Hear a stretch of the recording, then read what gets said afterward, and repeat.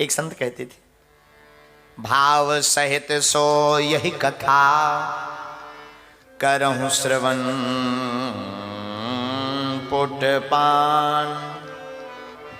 श्रवण मतलब कान, करहूं श्रवण पुटपान।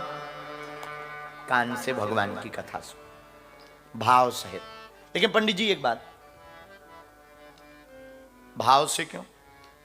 भाव भय से बचाता है। सबको एक डर लगा कि हम मर ना जाएं।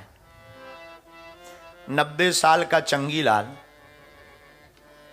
लेस्टर का रहने वाला चंगीलाल, उम्र 92 इयर्स, व्हील चेयर पे पड़ा, वो भी 4 बेड वाली व्हील चेयर। हमारे पास आया, हमने कहा कहो चंगीलाल, हाउ आर यू? बोला I am not better than you. अरे हमने कहा भाई है क्या मामला, क्या चाहते हो? बोले हमने सुना आप बजरंगबली के बहुत भक्त हो। हमने कहा हमने भी यही सुना। बोले नहीं नहीं नहीं, हम कुछ अर्जी लगाना चाहते हैं। हम कहा अर्जी बताओ। बोले ऐसी अर्जी लगाओ कि हम मरे ना। देखो तो 92 में भी कह रहा है कि हम मरे ना। हमने कहा अब शतक मार करके ही मानोगे क्या? बोले नहीं, अगर शतक लग जाए तो 2 की तैयारी। हाँ कहा जय हो। खैर वो नहीं बताएंगे कि वो आदमी गुजराती था कि नहीं, वो बात तो हम बिल्कुल भी नहीं बताएंगे। अब बताओ 92 साल में भी ना मरने की अर्जी। तब हमने मुस्कुराते हुए कहा मिस्टर डियर चंगीलाल, तुम जिनसे कह रहे हो कि हमारी अर्जी लगाओ हम मरे ना, उनको भी एक दिन मरना है। तुम हमसे कहो कि हम मरे ना, ऐसी अर्जी लगाओ, हनुमान जी से ऐसी अर्जी लगाओ, तो हमको भी एक दिन मरना है। फिर भी देखो, इसी का नाम भय है। व्यक्ति मरना सबको है, मरना कोई नहीं चाहता। मरना सबको है, मरना कोई नहीं चाहता। इसी भय से बचाने के लिए भगवान की कथा आवश्यक है। ये मौत पर विजयी दिला देती। विजयी का मतलब ये नहीं, मरने का डर चला जाता। क्या चला जाता? तो कथा क्यों जरूरी? भाव सहित सो यही कथा, छठवां लाभ, करहूं श्रवण पुटपान। कान से भगवान की कथा सुन। अच्छा एक और, क्षमा करना, एक होता भाव, एक होता प्रभाव।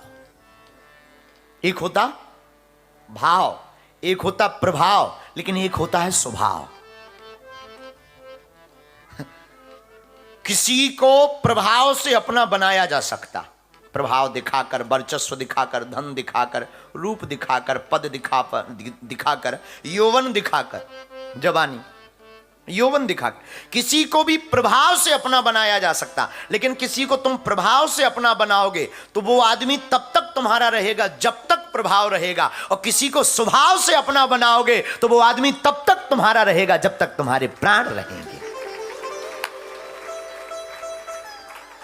इसीलिए प्रभाव से नहीं, स्वभाव से अपना बनाना चाहिए। हमसे कोई पूछे स्वभाव किसका बहुत बढ़िया है, ऐसा सुंदर स्वभाव कहां पाया,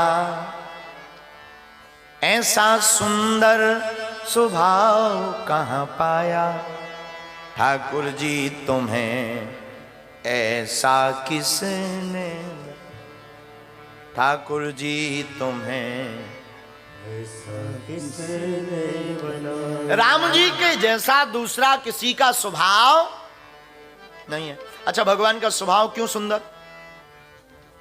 रावण ने प्रभु श्री राम की धर्मपत्नी भक्ति मता माता जानकी का हरण किया, पर स्वभाव इतना अच्छा है कि फिर भी रावण को मौका हनुमान जी को भेजकर देते हैं कि अभी भी मौका है, समझौता कर लो।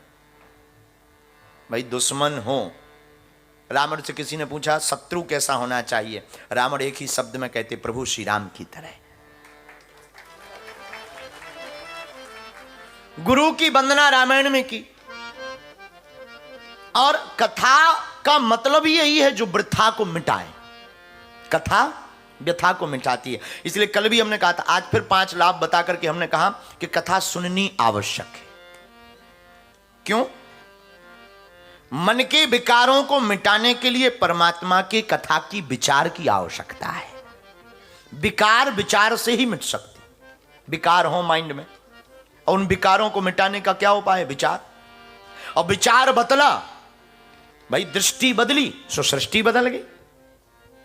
विचार बदलेंगे तो तुम्हारे देखने का नजरिया बदल जाएगा, नजरिया बदल जाएगा तो तुम्हारा समाज बदल जाएगा और तुम्हारा राष्ट्र बदल जाएगा।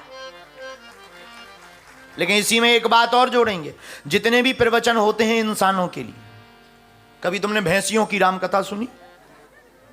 उन्हें जरूरत ही नहीं है।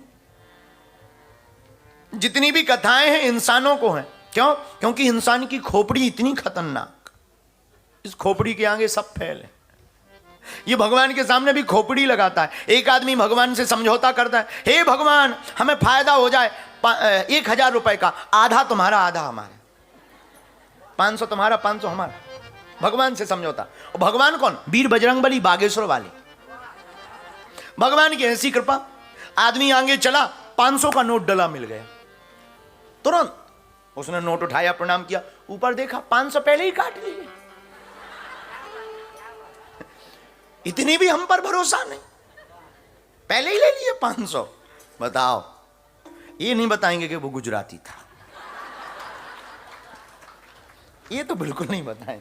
बताओ भाई, ऐसे भी लोग हैं पृथ्वी पर, ऐसे भी लोग भगवान के सामने अकल लगाते। एक आदमी और गया भगवान के सामने, हे वीर बजरंगबली, मुनाफा होगा, आधा तुम्हारा आधा हमारा। समझौता हो गया। भगवान की कृपा से 50,000 का मुनाफा हुआ। रुपया लेकर गया, महाकंजूस।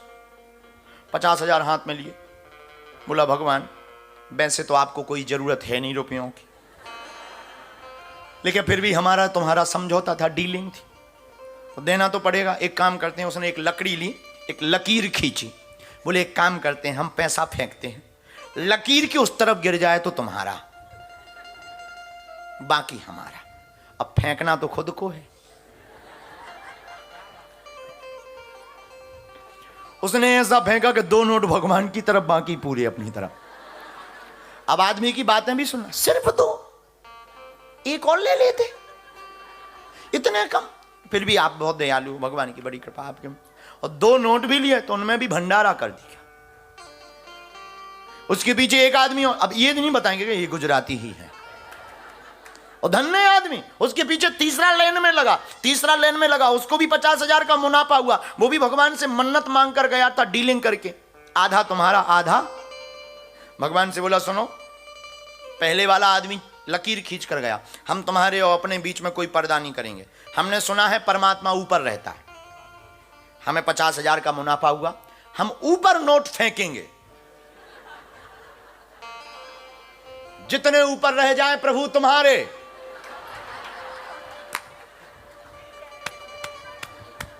बाकी हमारे।